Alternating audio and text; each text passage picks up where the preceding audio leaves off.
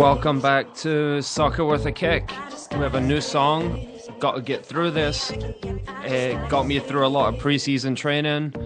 Thanks Grant, the producer, for being back, and Alan, thank you so much for coming in.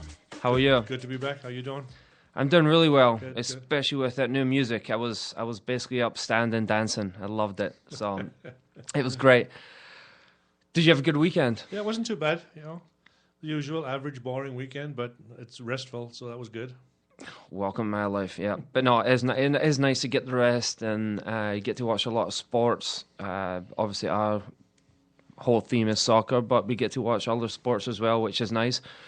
If you have questions for me and Alan, you can contact us at Craig_Malice, and then at AlanWillie9, I believe. Correct, Alan? Correct, that's it, yeah. That one. And if you liked the song, give us a thumbs up, let us know. If you didn't like the song, then let us know and we'll change it. So a thing we kind of want to do is, if you're listening and you got an idea for a song, it could be your favorite song, it could be your least favorite song.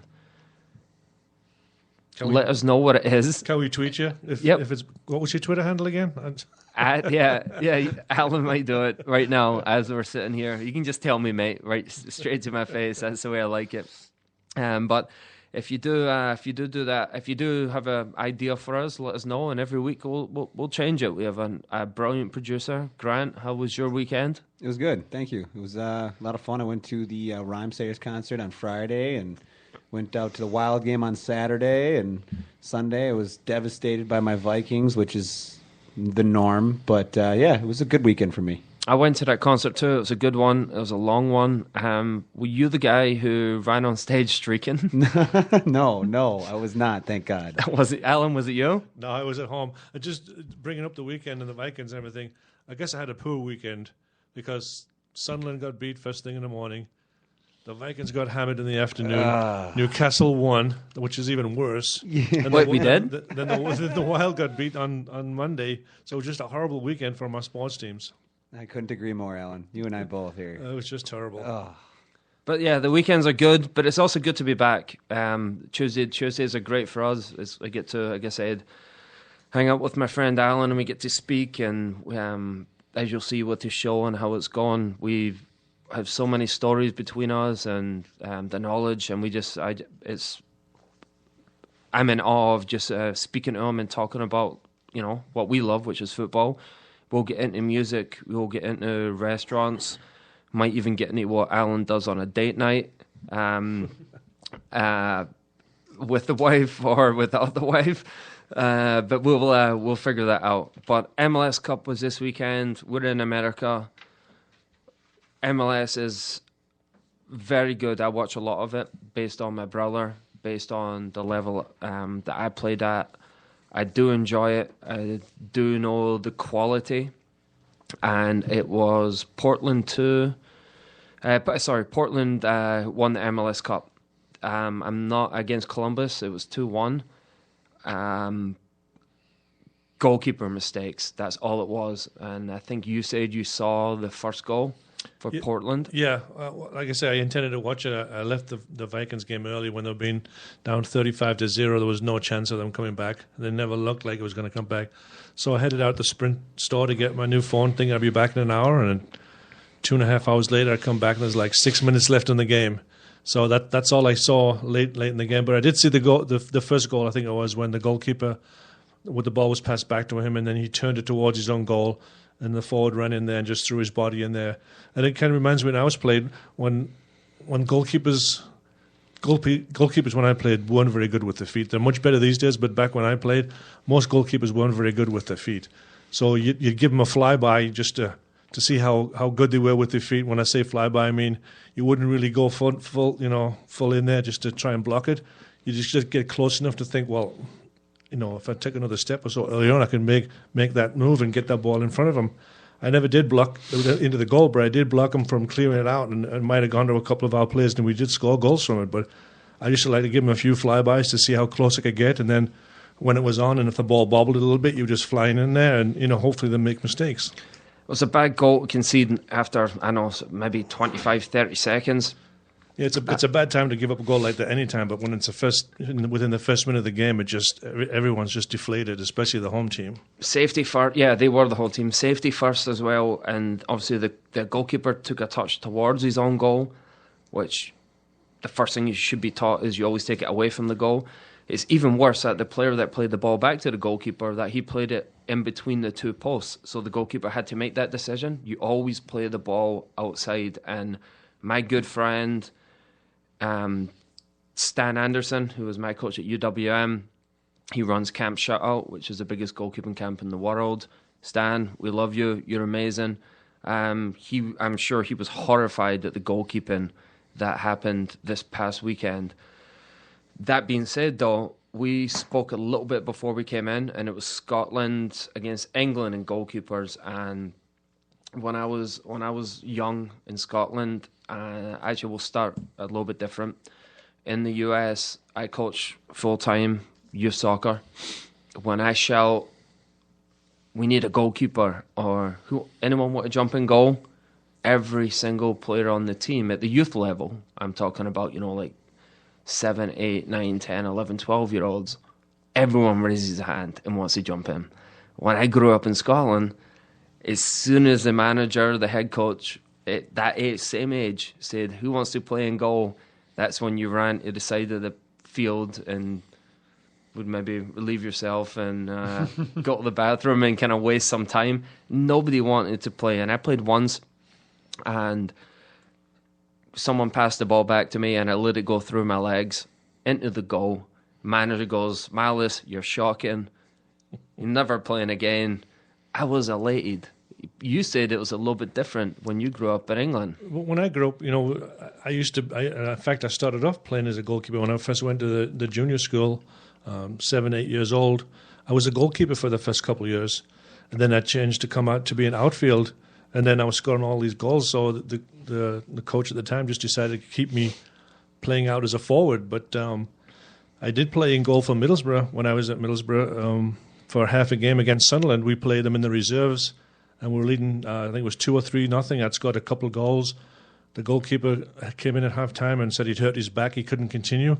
But back then, there was only one substitute. You had the 11 players plus the one substitute, and the substitute that day wasn't a goalkeeper. It was a midfield player. So the coach asked if anyone would want to go in goal. So I said, yeah, I'll do it, because I used to like, playing in goal, diving around in all the mud and stuff when you're a kid. So I went in goal there and made a couple of good saves, came out, got some good crosses, and we ended up winning the game 3-0. So I had a shutout. But that was the last time I played in goal. But I enjoy it. Just adds in that he got shut out even when he scored 2 goals as well. He didn't mention the 2 goals he scored was on himself. But yeah, the number thing you brought up, and that's a big thing for US youth soccer right now. If you take coaching courses and things like that, they're doing the European style. And I remember when I was back home in Scotland, obviously,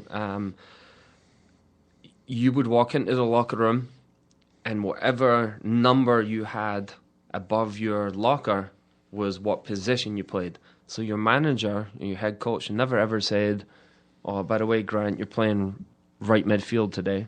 You're playing forward. Whatever number you had, that's when you were playing. So if we go through it real quick, and feel free to add anything you want. Number 1 is obviously the goalkeeper. Number 2 was right back. Number 3 was left back. Number 4 and 5 kind of could have varied a little bit, but 4 and 5 was normally your centre halves.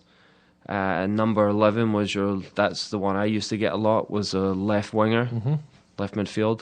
On the right was number 7, right midfield, right wing. Right wing is kind of old school term of your really talented player that would run at people. 8 and 6 would be in the middle for the most part. That kind of varies too, but number 8 would be definitely centre midfield. Number 6 was a guy, and actually, ironically, that was my number, but number 6 was the guy you didn't want to mess with. You did not want to. As soon as you saw somebody had number 6 on your back, his whole goal was just to make sure the really good players were protected. And then obviously you got 9 and 10 up front. 10's normally nowadays 10 is behind the number 9. But it was really funny walking into the locker rooms and seeing if you were playing or not based on what number was on your locker. Yeah, we used to have a team meeting before the games on a set. This is in England, going back when I played. The games were at 3 o'clock in the afternoon, so we'd meet around about 10:30, 11 o'clock, and we'd have lunch. And then, we'd sit down, and then the manager would name the team, and he would just go through the team. He'd say, number 1, Jim Platt; number 2, John Craggs; number 3, Frank Spragan. And he just went through the full 11, and he said, number 12, Alan Woolley. And we get to the locker room, and you go into the locker room, and you have 1 through 12. There was no names on the jerseys back then, and I never had a name on my jersey until I came over here to play with the Minnesota Kicks. So, and then we saw numbers in the teens and then the 20s and 30s, which was strange. But just about that time was when everyone else around the world started using numbers above 11 and 12 because, like I said, when I played, there was only 1 sub. And, it was usually either a midfield player or a forward player. Very, very rarely was it, I don't think ever was a goalkeeper. It was, or a defender. It was somebody that could change the game, usually a midfield player or a forward. That's why the stereotypical or the usual substitute goalkeeper then was a number 13, because the number 12 was normally, goalkeepers, a player that could, as you say, change the game. And as we know, goalkeepers can change the game. The number thing is really funny since now, like, I've seen guys wearing number 99. I've seen back in, I will say, 1998, there was a guy called Ivan Zamorano that played for Inter Milan, and they signed the Brazilian Ronaldo. And Zamorano was number 9, and obviously this Ronaldo, I think probably the best striker of all time, other than Alan Woolley. And my mum. No, she was good. She could put the ball away. She's a good football player. So Ronaldo got the number 9 off Zamorano, and then Zamorano got the number 18, but he put a plus sign in between the 1 and the 8.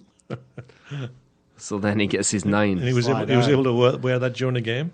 Yeah. Wow. He had the plus sign. I remember it. I used to play him on FIFA all the time, and it was just hilarious seeing it. And he was a good striker in his own goal. And stadiums, though, that's something I wanted to kind of speak a little bit. Maybe not the best stadium you played in or I played in.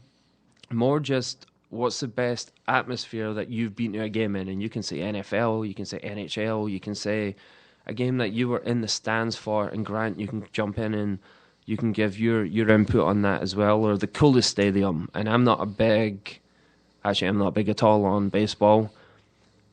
It's not my style, but that Twin Stadium is unbelievable. Looking at it and the architecture and how it's been laid out, it's absolutely incredible. Best atmosphere that I ever went to was probably a Scottish Cup final, which is a little bit different than your American sports because it's a little bit more violent, and and when you're 9, 10, 11 years old, you get to see some stuff you maybe wouldn't at a Vikings game.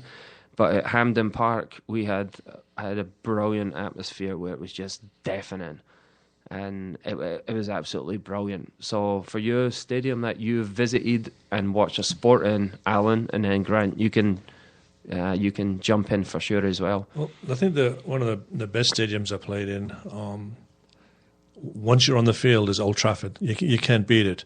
But once you're in the locker room, you would just think you're at some dive, some 3rd or 4th division team. The locker rooms were atrocious, especially for the visitors. This was a long time ago. But once you get on the field at Old Trafford and there's 75,000 people there, the atmosphere is incredible. But the best atmosphere I've ever was involved in was at Roker Park. Back when I was a kid, we'd go to the games with my brother, and we'd go in, at the Fulwell end where they were singing. And back then, the goals, behind both goals, it was standing room only. The only seats that were in the ground were on the sidelines. But behind each goal, it was standing room only. And it was, I think it was a quarterfinal of the FA Cup, the year they won it in '73. They were playing Manchester City, and they were beating them 3-0. I think Billy Hughes back then scored the 3rd goal. And we just jumped up, and my brother had just had these false teeth in the front, and he got hit from behind, and his false teeth came out and got knocked on the ground, and he's trying to crawl on the ground, 50,000 people around them. We never did find them, but we're so happy that they won the game. But yeah, that was the best atmosphere, going to Roker Park, watching Sunderland play that year. They weren't the best team in the world. They ended up winning it that season, and they won some big games against some top teams. But the atmosphere in the stadiums then, now they have seats behind the goals, so the capacity has dropped down by a huge amount in some areas. But back then, 50, 55, 60,000, and you just have a wave of these people behind the goals. It was just incredible scenes. Yeah, stadiums, they're just brilliant. I went to see TCF Bank Stadium, which was the Vikings one, which was absolutely unbelievable. It was just a good atmosphere. It's just a lot different than back home. Back home's a very, very hostile, which is different. But the family, the US environment with the families are absolute. It's beautiful stadiums, beautiful buildings, and very safe and clean. And I really like that. So the atmosphere is a little different at some of the sporting events, especially you say the football, American football, and the baseball over here. A lot of people are just sitting there, mostly quiet until something happens during the action. But if you ever go to soccer games in England, it's from before the game even starts. And Scotland. And Scotland, yeah, if you have to. But the crowds are just singing back and forth, for the whole 90 minutes. It's non-stop. And, even if there's any lull in the action, that's when they're normally singing. But the sporting events over here, sometimes you could fall asleep in some of the events. I agree. Unless there's any action going on. It's bad. And and it's just crazy where you go to England and it's just constant singing and chanting at each other. And Scotland, yeah, I keep forgetting about Scotland. I wonder why. We won't give you any of the lyrics, but if you do have an internet, you can check on YouTube with some of the stuff that we used to sing to Sunderland fans and back and forth. But Grant, what's your stadium of choice? Well, I recently, 2 weekends ago, right after Thanksgiving, went out to Seattle. I went to the Seahawks football game out there against the Pittsburgh Steelers. And when it comes to atmosphere, I've never experienced anything like that. I'm sure, like you guys said, soccer stadiums, it's from the beginning to the end, before and after. But it was like that. The only time it was quiet, and every Seahawks fan knew it, was when their team was on offense. Every single person didn't even talk to their neighbor. They talked to their neighbor in between plays and then would give it a couple talks, and then it would, no more talking. You look over at the crowd and they just scream to the top of their lungs. I've never been in such a loud atmosphere for football. So I'd have to say the Seahawks stadium was that. And just my favorite stadium to go to is Kauffman Stadium for baseball, actually. I love going down to Kansas City and the atmosphere down there, and it's just a fun, really wide out, spread open stadium. Now that they're good, it might be a little different because it's probably not so, easy to walk around and move wherever you want. But Kansas City, Kauffman Stadium used to be my favorite place to go. Yeah, the Sounders also have a huge crowds when they play up in the Seahawks Stadium there. And the atmosphere always looks great then at the same time, singing, chanting the whole way through, and they get crowds in the 60,000 range, especially when they're playing Portland. So, yeah, I can just imagine what it would be like for a football game there. Oh, man, it was awesome. I didn't believe it. The 12th man out there, they say they gave it the 12th man is the fans. And yep. I thought that was kind of, when you go to the Metrodome back in the day with the Vikings, it was pretty loud in there, and you'd think, oh, this is loud football, but I was wrong. It was something else, being an outdoor stadium like that and having those fans have at it like they did. Well, I was just going to say one of the loudest places I was ever in was the old Met Center. Really? You remember that?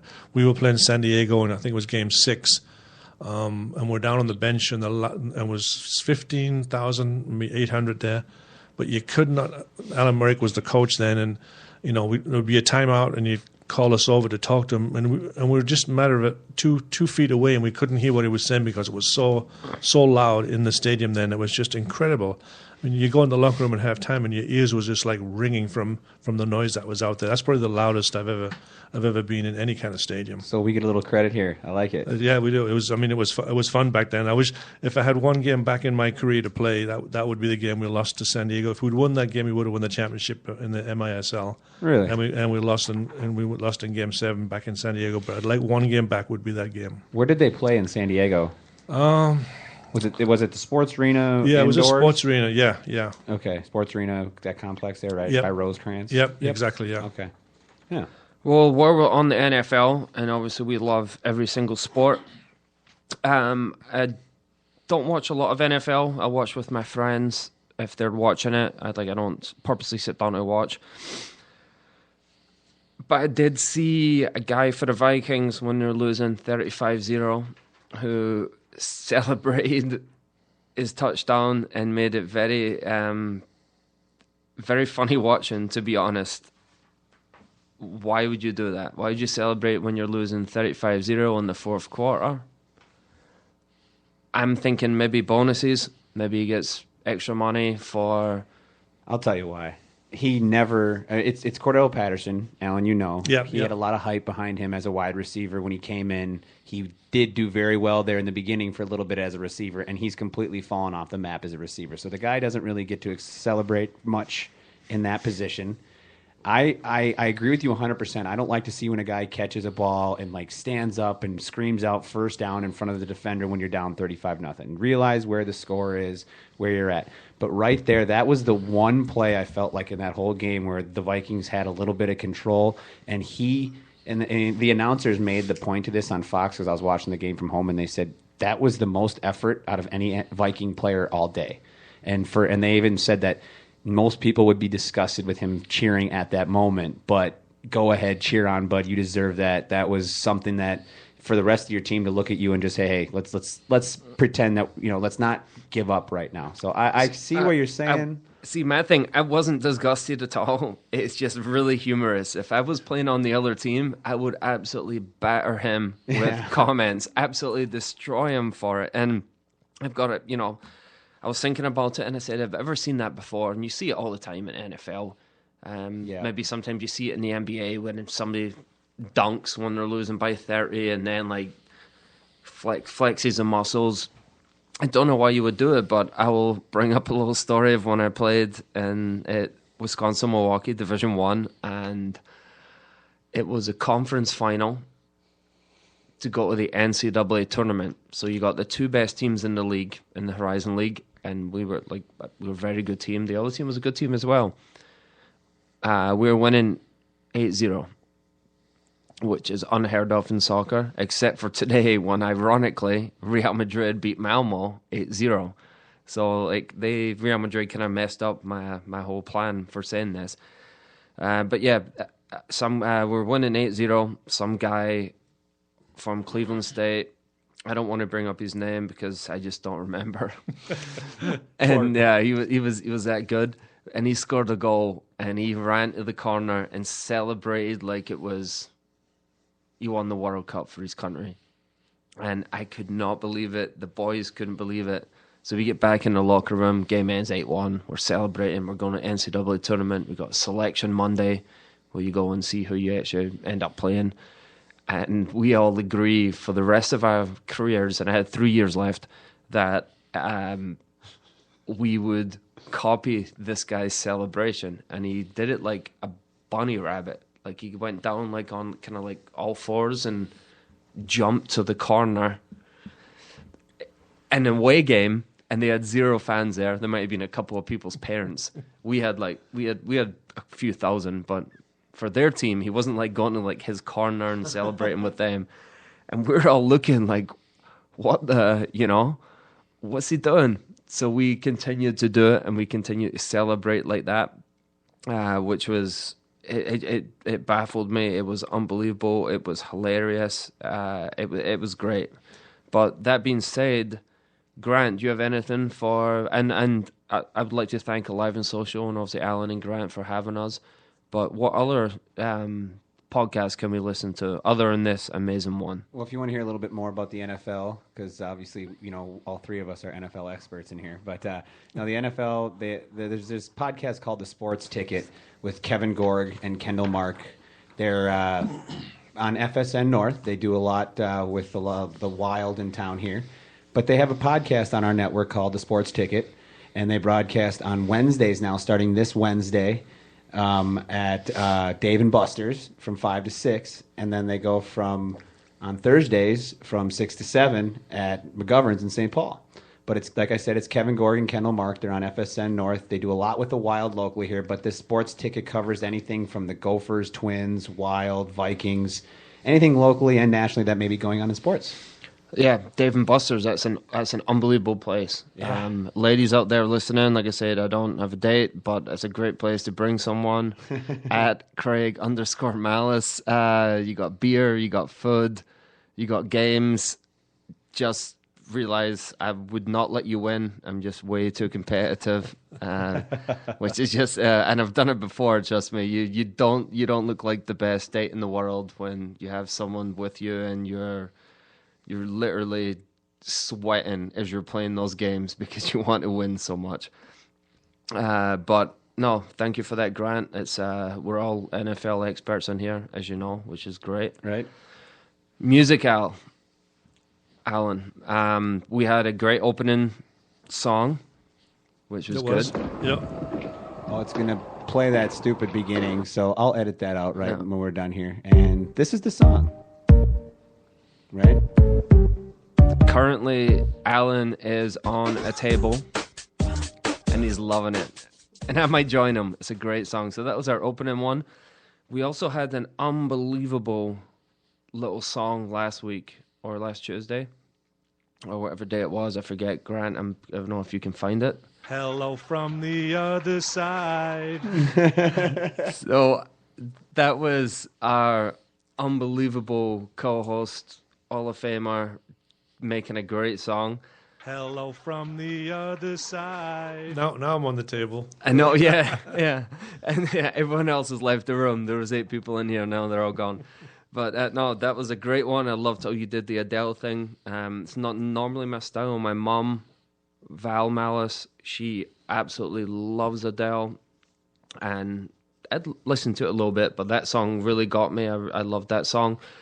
We also, I went back to the BBC, and I was looking for music that I really, really liked. And there was a chart topper that we found recently that was, it was in, I think it was like 808 and the BBC that was done recently. What do you got? We hate Nottingham Forest. We hate Tottenham too. We hate Man United. But Sunderland, we love you. Sunderland! There it is. There it is, Alan. I thought it was good just to put it in. That's amazing. And as we both support pretty poor teams, I but can we're just see myself in the Fulwell end at Roker Park singing that. Roker Park, yeah. We're beating Newcastle again and again and again. But that's what you want. I love that. Like me, I remember even when we first came to the US, and you know, me and my brothers were pretty homesick. And my mom and dad, they drive to there's a place called Lake Perrin, I think, which is pretty close. It's like South Minnesota. Lake Pepin. Pepin, that's right, Pepin. Good man.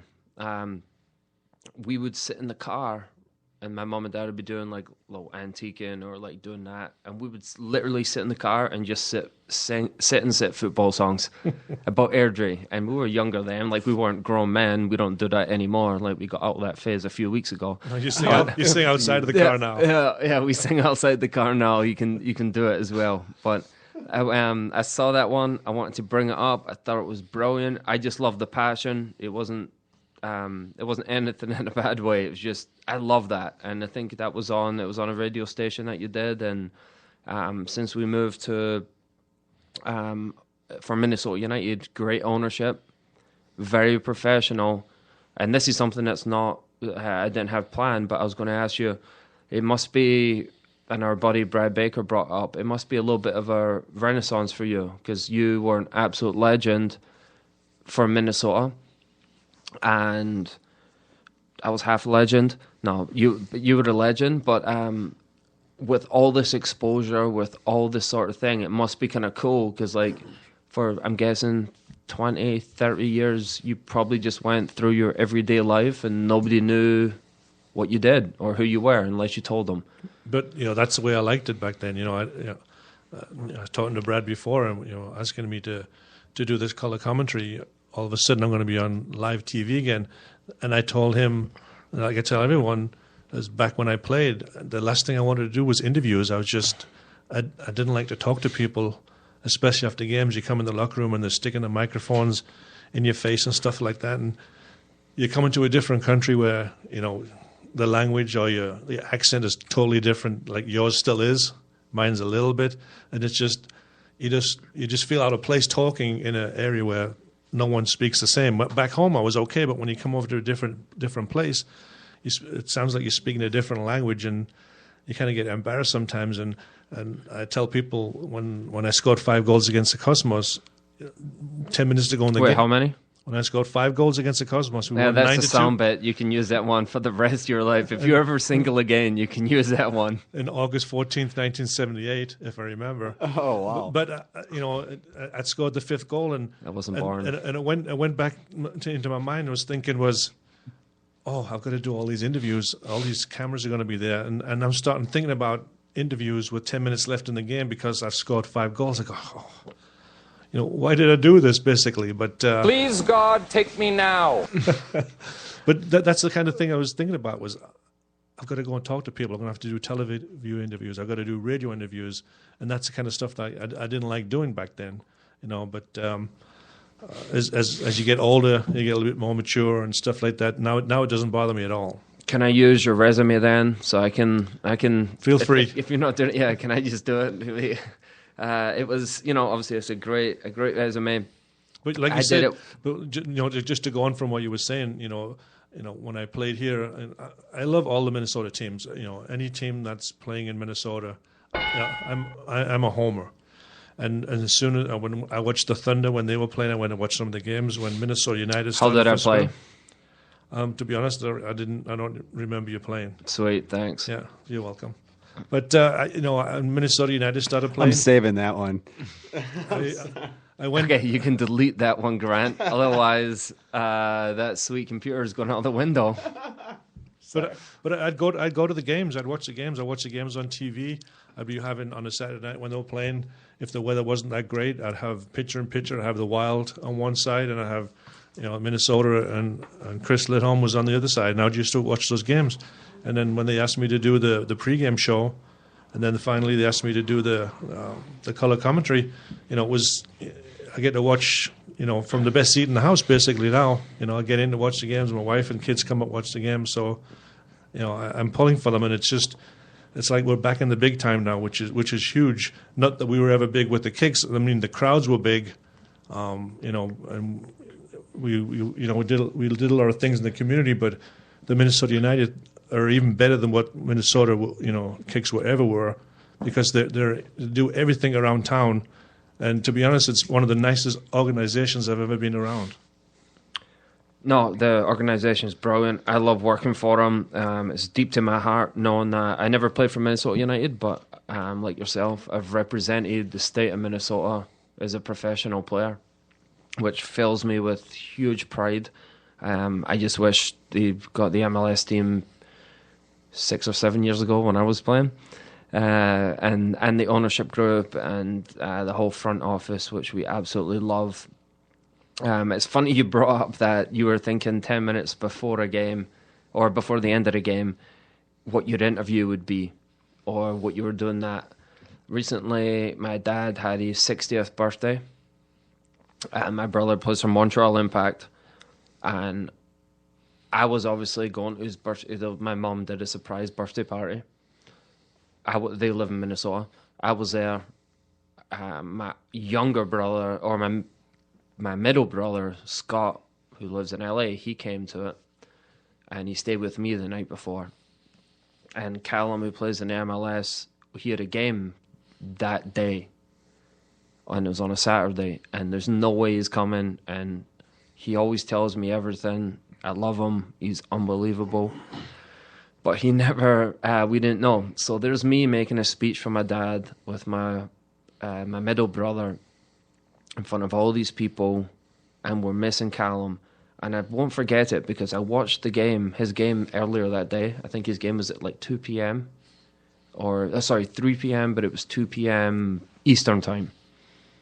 And as soon as the game was done, he bolted down the tunnel, like sprinted. And I should have thought about it then, but I was watching, I was like, you didn't shake hands, you didn't. He must have some bowel problems. And you know what that's like, Alan, probably when you play. Wouldn't be the first one. Yeah. I've seen, we've all been with guys who have that. Guys I played with, they would hear the team talk as they were in the restroom because they were just nervous and those issues. But I literally see him sprint past everyone, and it never clicked. And then as I was giving my speech, as soon as I got done, he had flown back from Montreal, Canada, went through customs, and was at the house right behind me at the party. Wow. Yeah. That's awesome. It was literally, I'd say, as soon as the game was done, I would say maybe 4 hours. That's all it took for him to get there. It was unbelievable. And there's me, and the first thing I ask him, because I give him a hug, give him a kiss. I've missed him. I think I said the dumbest thing of all time. I asked him about his bowels. I'm like, why were you sprinting off? I'm like, it's the fastest you've run in a while. And then he brought up, obviously, that I was the slowest professional player of all time. But no, it was amazing that he could come. I just thought that was a funny story, and that's what we try and bring to everyone is me and Alan's experiences and the people we know, the funny stories out there, and that was an unbelievable one. I think now it might be time to get into last week's predictions.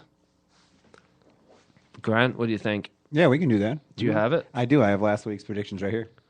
I have, off the top of my head, I don't think me or Alan did well at all. I think we messed up on quite a few. There were some crazy results last week. It was just everything went against form last week. It wasn't even close. Yeah, it wasn't nothing to do with ability or form. It was just straight up. Especially the Newcastle-Liverpool game. What was the score of that one? That was 2-0. I just can't believe the goalkeeper only had to do was pick the ball at the net twice. But yeah, 2-0 to her. Yeah, Yeah, exactly.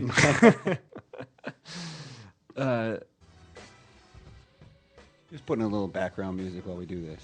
Ooh, So- there we go. Set in the mood. Yeah.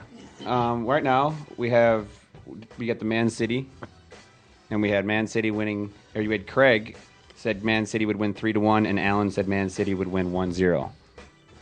What was the score? I don't have the actual score. 2-0 Stoke. 2-0. Yeah. Okay. So that means 0 points. 0 points. Yeah.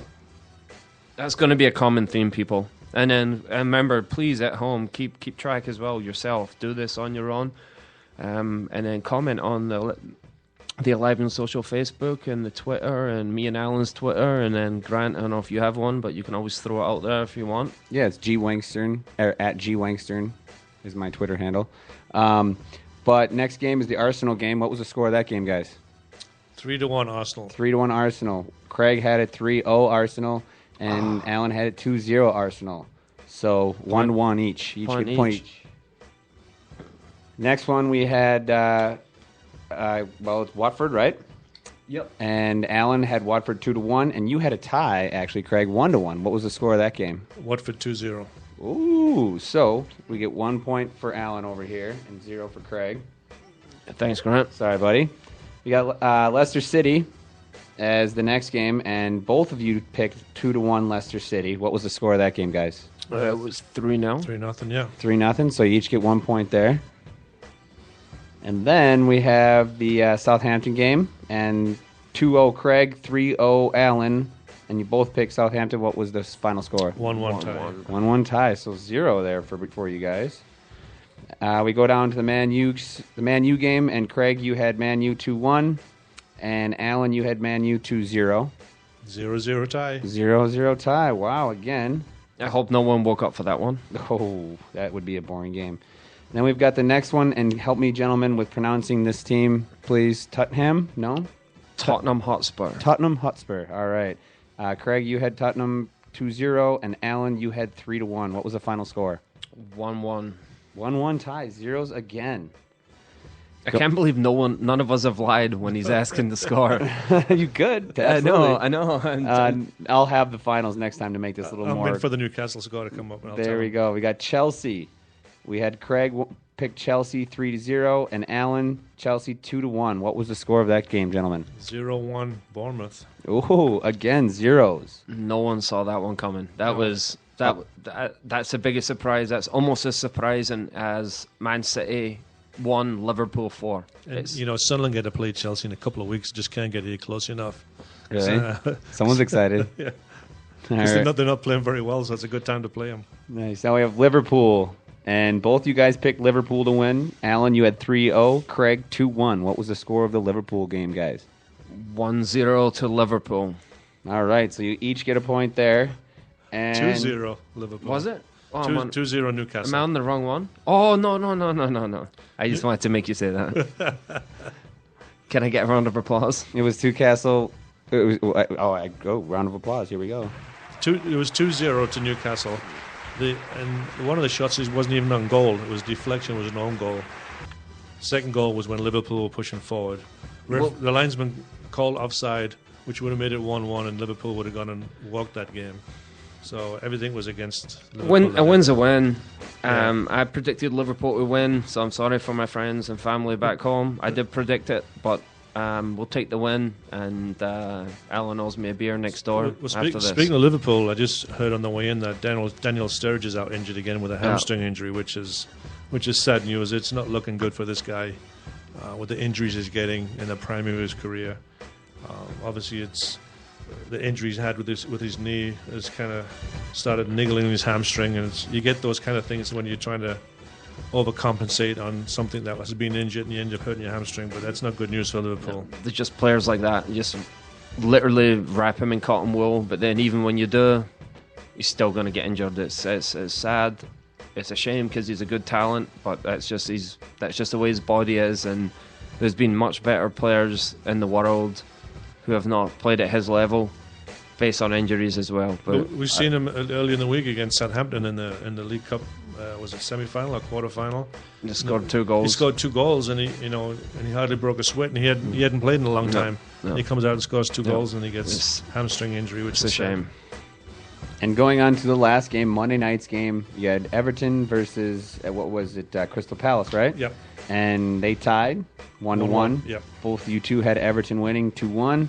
So zeros again. That leaves the final score of 3 points to Alan and 2 points to Craig. It was a close one. 3-2 victory goes to Alan. It's better than 9-2 the week before. I try to keep it a little closer this week, just because it seems that the most you get is 2 points. So I'm trying my hardest to keep just getting 3.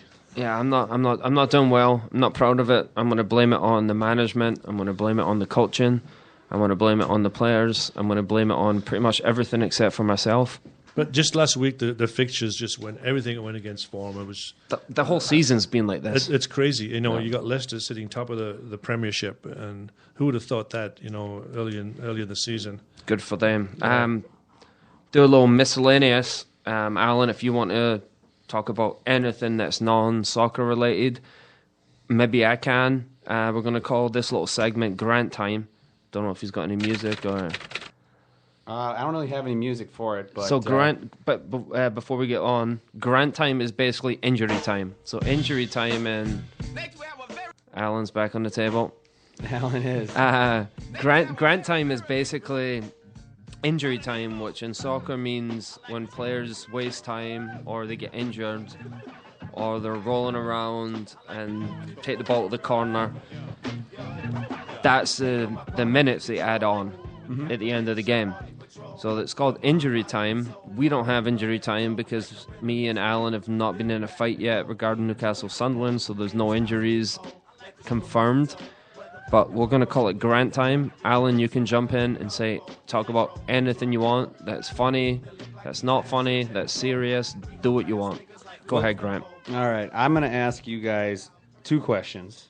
One is going to involve soccer, and the other one's going to involve a sport that's completely off the map from this podcast. First, I watched a little bit of the Monday night, or not Monday night, it was more Monday afternoon, Everton Crystal Palace game. And I talked to you guys a little bit about this guy beforehand, but forgive me, but Romano Lukaku. Yeah, good one. Yep. Romano Lukaku, he had one heck of a game, and he is just a beast out there from what I could tell. And, I mean, you were telling me he's 22 years old, right? Yep. Craig, 22 years old. And I guess I just, from the perspective of a kid that doesn't watch a lot of soccer, and I've been, since joining this podcast with you guys, I've been expanding my horizons a little bit and watching here and there and trying to get a little more versed in it. I really enjoyed watching this guy play. He had, at one point in time, 4 or 5 different defenders, players around him, and lost the ball for a second, got it back, still made the shot off, barely missed it from getting in goal. and stuff like that, where there's just pure dominance from that kind of level. I love watching that kind of stuff, and it really gave me like a feeling of a LeBron James kind of aspect when watching him play basketball amongst a lot of the other guys. He just seemed so much bigger and faster than everybody else. Well, you know where he came from? He was a Chelsea player. Really? And he'd been on loan for Everton a couple of seasons, and finally Everton, well, I don't know how they managed to buy him, but I'm sure 26 million, I think. Yeah, but I'm sure Chelsea would love to have him at the moment because I mean he was 20 when he was there and he was in and out of the team. But 20-year-old, I mean, it's rare you get into the team when they're that young. Just to go back when I played, I played my career. First game was at 17. What were you guys doing at 17? not that. No, but that was rare. At the time, I was the youngest player to play at 17 years of age back then. But now it seems to be a little longer and longer because it's obviously the league has gotten better and better. But I was so surprised Chelsea would let this guy go because I did see him play for Chelsea a few times and he was good, but he wasn't consistent. And he wasn't consistent because he was a 19, 20-year-old back then. Mm-hmm. Now he said he's 20, 21, 22, and he's just an incredible player. Like you said, I love to see him play too. Not when he's playing against Sunderland, but I love watching him play because he's strong on the ball, he's good in the air. And I think he might have scored the tying goal. He did. Yeah, but he's a goal scorer. But Chelsea would love to have him right now. When you say loan, I know this is just a stupid question, but how do you loan a player? Well, Chelsea's a prime example. They have probably 50 players on their books, professional players. You only allow 25 players on a squad, so you have to put this sheet forward at the beginning of the season of 25 names that you're going to have on your squad. Active roster. So the other 25, they send, and out of these 25 players, let's say it's 25 or 15 or whatever number it is that's out on loan, they're usually younger players. They're not older, experienced players. Developing. They've got them. They bought them from teams that they paid money for them, and they've sent them out on loan to get experience. So they're gaining experience playing for lesser teams, but at least they're gaining experience. They need to play. They need to play. They need to play. You professionally. Because but now they don't have reserve teams per se. When I played, we used to have a reserve team. So you had the league where if you weren't in the first team, you were always playing in the reserves at least once a week, sometimes twice a week. Now they don't have that league anymore. So they don't have a minor league system. No, they don't. And the minor league system to Chelsea is the rest of the teams in the other leagues. Oh, wow. So they just they have they have more players out there. They have boys, they have men on their team who are 18, 19, 20, who they bought for several million, who are not on it. So it's not like you put them in the minor league. Like these people play for their international country. Yeah, but they're not good enough to make the top 25. And they're making, and I know for a fact there's a few ones that make £40,000, just $60,000 a week. What? A week, yeah. And they're not anywhere near the top 40. Oh, wow. Yeah, and they're going out. So that's a dream. But it was funny that you brought up what I was doing at 17. My mum has been listening. So I'm going to say no comment. You're doing a paper round. Sorry, Mum. Yeah. I was doing a paper round and I was studying a ton. I promise you that. So all the time. But yeah, no, that was our grant time. Do you have anything else? I have one more thing, guys. Do you golf at all? We're both golfers. You're a big golfer? I was going to bring that up. There's some courses were open today. Southern Hills was. I looked at the website today. And they had a couple of Santa Clauses jumping in the air saying Christmas is here early. They were playing. That's a side job. Pioneer Creek out my neck of the woods. I actually used to own Lakeview Golf Course and Red Oak Golf Course out in the west suburb. We sold them in 2013 for development. It was a family business, third generation. So golf is my soccer to you guys. I love it. And the fact that I can see people golfing on December 8th, I think it is today. Yeah, December 8th. That is sweet for the business, sweet for the industry. And I love that you got excited about it. And I'm just happy for all my fellow former golf course owner friends that can try to bring in some money right now at the time when they wouldn't be otherwise. Exactly, yeah. So are you telling us me and Alec can golf for free if we go with you? Yeah, I get you on some courses. So it's going to be... There we go. The Scottish English tightness right there. There we go. So, yeah. It's supposed to be 39, 40 degrees at the weekend, and I'll play in that. We've played in colder than that. Yeah. Maybe a little bit of rain, which is no problem, but I'm hoping they're going to be open at the weekend because me and my buddies will play for sure. 44 tomorrow, I think, right? Yeah, warm. What's your course? We play different courses. Well, mostly we play at River Oaks down in Cottage Grove. Yep. A lot of times we play at Southern Hills, but towards the end of the season, I'd say the last 2 months we play at River Oaks because when we play there, it's mostly pine trees, so there's no leaves falling and you're losing your ball if you don't hit the fairway. But with all the pine trees there, it's a lot better than having to look for your ball sometimes. I agree. We were always known as one of the first courses to open, and we never had leaves. We were the best at keeping our leaves. Lakeview Golf Course. If anybody's listening that used to go to Lakeview Golf Course, that's my logo right there. Okay. But Lakeview and Red Oak Golf Course, good old memories out there. So that's all I have for my bit of my segment right here. Other than that, it should be it was pretty good. Thanks for having me do that. I like that. That was fun. Yeah, we'll do it every week, and we'll see what you got. Hopefully, you can. I'll spice it up. Entertain us and make me and Alan look better. And maybe I'll do a game show next time for you guys. Something fun like that. We'll spice it up each week. But we have about 10 minutes left of the hour here. Craig, I know there's a few things you wanted to still get to. Alan, what do you guys have in store? We definitely have to do new predictions because I'm sick of losing and it's not my strong suit. I'm not a very good loser. And I know a lot of people always say a bad loser. I've never met a good loser. So true competitor. Yeah. Oh, you're going to win one eventually. I know. Otherwise, I'm going to start cheating, and we don't advocate cheating on this show. But I'm going to have to. If you don't cheat, you're not trying. Winning, yeah, exactly. If you don't cheat, you're not trying hard enough, and it's just a thing of mine. So we can do predictions. Music suggestions is another one I want to hear from the people that are listening, and our Twitter handles. You got mine, you got Alan's, you got Grant's. Let us know what you want to listen to. It doesn't always have to be the best song in the world or something you think me and Alan want to listen to. If you want to do something funny, do it. It's not... Yeah. Anything. Man, this table's taking a beating tonight. Yeah, Alan, get down. Yeah. Keep your shirt on, buddy. Keep your shirt on. We should probably tweet that out. But yeah, and then for the even for the predictions, let's pull up a song and let's do a funny song or a good song or whatever you like, Grant, and let's do in the background of predictions. Let's get a song going. Let's get people to do it, and people comment. Let us know. Tell us if it's awful. Tell us if it's brilliant. Right. Tell me if I should cheat to try and beat Alan this week because I got no problem doing that. I can, I'm the one that types them all up. I can definitely manufacture. You can doctor it. Yeah, I can doctor it for you. Yeah, I'm fine with that. Like, let me just write this down. There's a no. Exactly. Look at Alan. Yeah, there's a pub next door. I'll buy you a beer if you want to do it. All right. Well, we're gonna keep the same song that we had for the last bit of predictions, and I'm gonna make something different for next week. But we're gonna bring it in with this for copyright purposes. This allows me to keep it kosher, as they say, because some certain podcasts don't allow for more than 90 or 30 seconds of a certain song unless you make it yourself, and I put this together, so I don't think we can get in trouble for it. All right. Who's going to get the games up here? I'm going to be writing them down. You're going to go right lay them out, Craig? Yep, I can lay them out. About the music part, though, if I have audio of me doing karaoke, can we use that? Absolutely. Okay. Anything of you singing, it's when we go more than 30 seconds of an actual copyrighted song.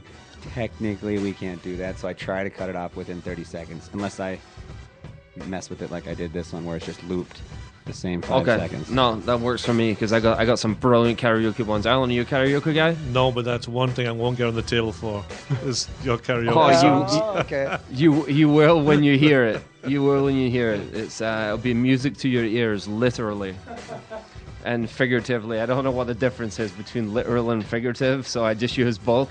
But it will be music to your ears. So for the games this week, pulled it up.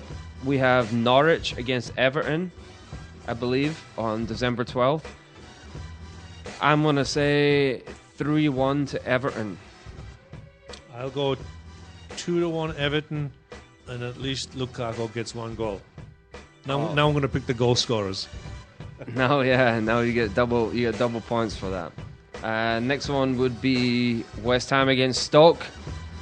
That's a difficult one. It's going to be a hugely boring one, so I suggest you come and do karaoke with me rather than watch that game. And I would say for that one, I'm going to go out on a limb and kind of put a risk out, and I'm going to say 2-2. I'll go West Ham 1, Stoke 2. Stoke are a good road team, so I fancy they might pull it out here. They beat Manchester City last week 2-0 at home, so but they were, until they played Sunderland a couple of weeks ago, they'd won 4 or 5 in a row on the road, but obviously with the sending off, Sunderland played against 10 men. They turned them over, which was nice. That's actually not a bad bet, to be honest. That might be the winning score, to be fair. Next game, we got two absolutely shocking teams. We got Sunderland against Watford. Again, don't wake up for this one. Don't set your alarm. Don't kick your partner out the room to watch this one. I'm gonna say 1-1. You couldn't just say Sunderland were going to win, could you? You couldn't say it. 1-1. I can't do it. My granda, who's still alive, would absolutely destroy me. He's like 84, 85, 86, and he would batter me if I said that. 2-0 Sunderland for me. Yeah. Book it. Man City, Swansea. Swansea's just having a nightmare right now. Gary Monk, who I met a couple of years ago when we hosted Swansea City. He's a brilliant coach. He's a good man. He's a nice man. It looks like he's probably fallen out with the owner pretty badly. Brendan Hugh Jenkins. Brendan Rodgers could be going he back. Might there. go back. That's the word, you know. That's what I see. I'm going to say, only because Man City's at home, I would say 3-0 Man City. I'll go 2-0 Man City. Crystal Palace against Southampton.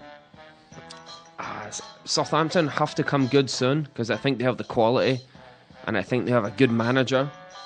They're just not there right now. So I'm going to say 2-1 to Palace. Crystal Palace, huh?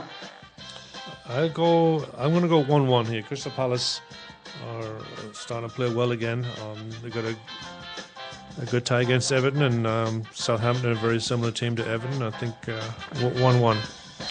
Bournemouth, Man United. Not going to be a brilliant game. 2-0 Man United. Well, the surprise there is if United score 2 goals. They're really struggling. I watched them today. They scored 2 today, though. They scored 2 today, but they could have had 6. But by able to get all those chances, we're giving up a lot of chances too. And Bournemouth's a tough place to play. Bournemouth. I think Bournemouth might turn them over. I'm going to say Bournemouth 2-1. Ooh, see. Right there, that's a game changer right there. If Man United win, I win the week. Otherwise, what was your score? You said 2-0, right? 2-0. 2-0 Man United. Yep. And I'm not sure if Rooney's going to be back or not. I'm not sure if you even want him back. Doesn't matter. Yeah. Aston Villa, Arsenal, 3-1 Arsenal. I'll say 3-0 Arsenal. Liverpool, West Brom. I'm sure Liverpool boys, they'll have a rocket up there, you know what, because they're probably still crying and depressed and in clinics after Newcastle completely outplayed them, completely outclassed them. What game were you watching? I was watching the Newcastle game. Completely outplayed them? Oh, outclassed them. Outclassed them. It was men against boys. But if you want to talk about that game... No, we're good. No, we're good. I think Klopp got it wrong that day. He's got to play his best team. He's got to put Lallana in the lineup. He's got to put Sturridge in the lineup. These guys have got to play. You can't pick... If they want to win the title... They've got to play these games, and if they play, you saw how well they played against Southampton when they won. They scored 6 against Southampton. But when you got, is it Ibe? Ibe and Origi was on the bench, but you can't have Ibe being your main striker when you're going away to Newcastle and expect to win games. You got to have Sturridge up there. Oh, I think Benteke was on, but he wasn't really involved in the game much. But Liverpool have a chance for the title. Based on how we outclassed them, I think Newcastle's got a fair shout to win the league. So we'll move on right from that one. Wait, what was the prediction? Oh, no, prediction, sorry. I will say 3-1 to Liverpool. I'm going to go Liverpool 2-0. Spurs against Newcastle. Normally I'd say Tottenham to win. Tottenham's a much better team. They're a much better coached team. Newcastle, over the last 4 or 5 years, have called this place, instead of the stadium's called White Hart Lane, we call it 3 Point Lane. Because we always win there for some reason. And I remember we scored a goal 10 seconds into the second half. It was a long ball. It's always been called 3 Point Lane. I just don't believe in us. We can do it 2 weeks in a row. Liverpool and Tottenham are 2 quality teams, better than us. I would say 2-0 Tottenham. Wow, I put you down for Newcastle. How does that feel? It's going to be. You put Alan down for Newcastle? That's fine. We're going to rename it to No Point Lane because, like I say, Spurs are going to win 2-0. Same score. Same score. Last one. This one is really interesting to me. I cannot wait for this game. So on Monday, I'm going to have to tape it because I'll be at work. Leicester-Chelsea. This one, if Chelsea lose again, Mourinho might be gone. And Leicester are good enough to beat them. Especially at Leicester. And they're top of the league, and it's one of the best atmospheres. But they're top of the league not after a couple of games. You know, a couple of games in a season, you see a team. This is week 16. Yeah. So he's doing something right. Yeah. Halfway through a season, they're top of the league. If they keep winning, I'm not going to predict anything, which is ironic since we're doing predictions right now. But that's a crazy one. I'm going to say 2-1 Leicester. I'm going to go 3-1 Leicester. I just think Chelsea are looking so slow at the moment, and you can see how on a high Leicester are, and they're a quick team anyway. I think Leicester will just destroy Chelsea, especially the back four, all the guys back there. So, with Vardy and Mahrez, we talked a couple of weeks ago. You asked me if I would pay to see anybody, and Mahrez would be one of them. And he scored a hat-trick last week against Swansea, and it wouldn't surprise me if he notches another couple this week too against Chelsea. Not only do they look slow, there's just no fight. That's what I never get, obviously, and we'll always bring up when we played. When I played, I wasn't fast. I was slow.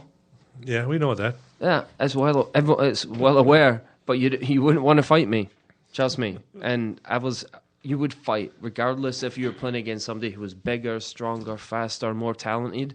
You would put up a fight, and you'd give it back, and you'd make sure that person knew they were in a game, even so they could win. And that's what's really weird to me, especially a Mourinho type of team. There just seems no fight in them right now. And like you say, I'm not sure if he'll get fired, but I know for a fact that they can't wait for January 1st to get here soon enough, because he's going to be having to buy all kinds of people to try and fix what's going on here, because they're closer to the bottom than they are to the top. And the way they're going right now, Sunderland play them in a couple of weeks, and I can't wait till we get there, because the way Chelsea are playing, I fancy Sunderland might be able to turn them over too. Well, those are the predictions. Let us know what your ones were. Grant, thank you. You're welcome, guys. Alan, thank you. No problem. This is Soccer with a Kick. Always have a great time. Tuesday is my favourite day of the week based on this. The song is killing. If I could show you what Alan is doing right now, it would be brilliant. I'm going to copy those moves so I can find a female friend. This is Soccer with a Kick. You know the Twitter handles. Please follow us. Please ask questions. Give us your requests. From me, from Grant, from Alan, thank you very much. We love you. Enjoy the rest of the week. Thank you. Hello from the other side. Hello from the other side. You know what the other good song is that she has?